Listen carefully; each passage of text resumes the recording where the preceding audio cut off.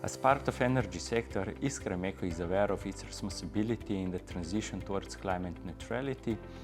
We have successfully continuously lowered our energy consumption by implementing various energy improvement projects in our facility and encouraging employees to conserve energy.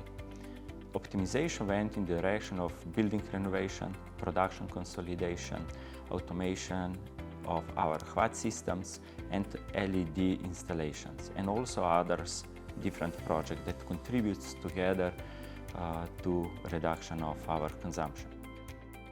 We have continued our path towards energy self-sufficiency by installing our own solar plants. It covers on average around 20+% of electricity needs, and it's a major step in our transitions to renewable resource use.